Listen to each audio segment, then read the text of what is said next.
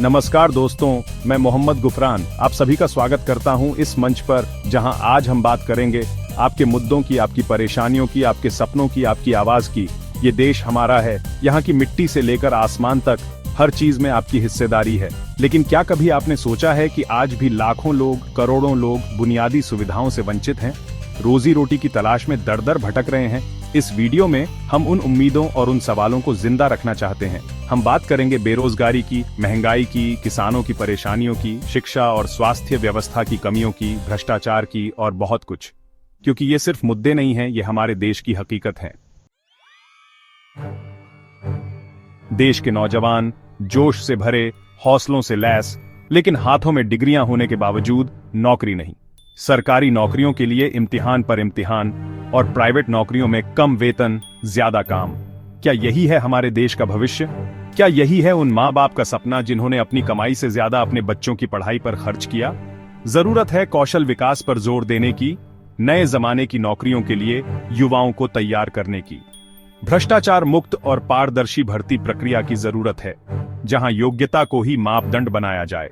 सरकार को नई नौकरियां पैदा करने के लिए ठोस कदम उठाने होंगे। निवेश को बढ़ावा देना होगा, छोटे और मंझोले उद्योगों को मजबूत करना होगा।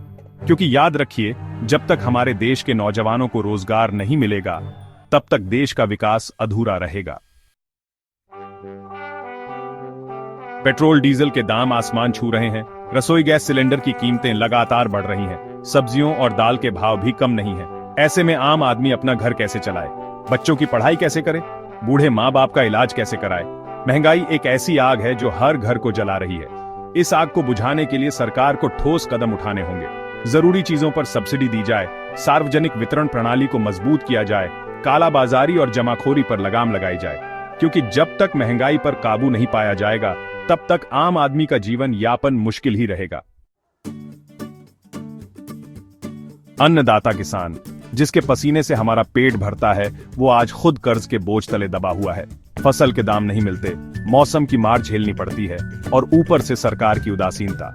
किसानों को कानूनी रूप से एमएसपी की गारंटी दी जाए, एफपीओज को बढ़ावा दिया जाए और ऐसी नीतियां बनाई जाएं जिससे उन्हें अपनी फसल का उचित मूल्य मिल सके। कृषि में नए तकनीकों का इस्तेमाल बढ़ाया जाए, सिंचाई की सुविधा उपलब्ध कराई जाए और किसानों को मौसम की मार से बचाने के लिए बीमा जैसी योजनाओं को लागू किया जाए। क्योंकि जब तक हमारा किसान खुशहाल नहीं होगा, तब तक हमारा देश खुशहाल नहीं हो सकता। शिक्षा को देश का भविष्य बताया जाता है, लेकिन क्या हमारे देश की शिक्षा व्यवस्था इस लायक है?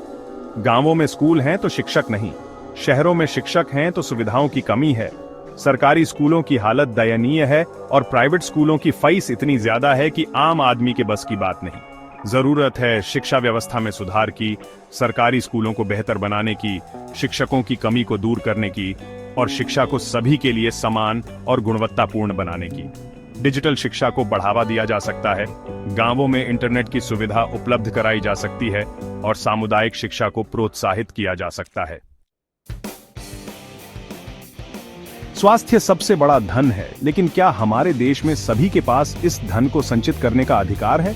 गांवों में अस्पताल नहीं, डॉक्टर नहीं, दवाइयां नहीं। शहरों में अस्पताल हैं तो इलाज इतना महंगा है कि आम आदमी के बस की बात नहीं। जरूरत है स्वास्थ्य व्यवस्था को मजबूत बनाने की, गांवों में अस्पताल और प्राथमिक स्वास्थ्य केंद्र खोलने की, डॉक्टरों की कमी को दूर करने की और सस्ती दवाइयां उपलब्ध कराने की। मोबाइल क्लिनिक शुरू किए जा सकते हैं, गांवों में डॉक्टरों को प्रोत्साहन दिया जा सकता है और स्वास्थ्य बीमा जैसी योजनाओं का विस्तार किया जा सकता है। भ्रष्टाचार एक ऐसी दीमक है जो हमारे देश को अंदर ही अंदर खोखला कर रही है। चाहे सरकारी दफ्तर हो या फिर प्राइवेट कंपनी, बिना रिश्वत दिए कोई काम नहीं होता। पुलिस से लेकर न्यायपालिका तक हर जगह भ्रष्टाचार फैला हुआ है। आम आदमी को न्याय मिलने में सालों लग जाते हैं और कई बार तो उसे न्याय मिलता ही नहीं। जरूरत है भ्रष्टाचार के खिलाफ जीरो टॉलरेंस की नीति अपनाने की। भ्रष्टाचार के मामलों की जांच के लिए एक स्वतंत्र और निष्पक्ष एजेंसी बनाई जाए। लोगों को आरटीआई के बारे में जागरूक किया जाए और ई गवर्नेंस को बढ़ावा दिया जाए ताकि भ्रष्टाचार के मौकों को कम किया जा सके।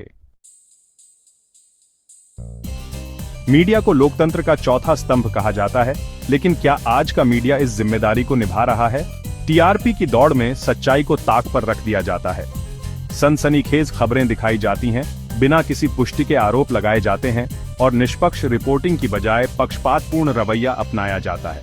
जरूरत है मीडिया में नैतिकता लाने की, टीआरपी की दौड़ से ऊपर उठकर सच्चाई दिखाने की। जनता को मीडिया के प्रति जागरूक करने की जरूरत है ताकि वे सही और गलत में फर्क कर सकें। सार्वजनिक निधि से चलने वाला एक स्वतंत्र और निष्पक्ष मीडिया हाउस बनाया जा सकता है जो सिर्फ और सिर्फ सच्चाई दिखाने के लिए प्रतिबद्ध हो। गांव खाली होते जा रहे हैं, शहर भरते जा रहे हैं। रोजगार की तलाश में गांव के नौजवान शहरों का रुख कर रहे हैं, अपने घर-बार, अपनी जमीन, अपने परिवार को पीछे छोड़कर। शहरों में उन्हें रोजगार तो मिल जाता है, लेकिन जीवन यापन मुश्किल हो जाता है। महंगाई, आवास की समस्या और अन्य कई समस्याएं उनका इंतजार करती हैं। जरूरत है गांवों में ही रोजगार के अवसर पैदा करने की, ग्रामीण उद्योगों को बढ़ावा देने की, ताकि नौजवानों को अपने घर से दूर न जाना पड़े।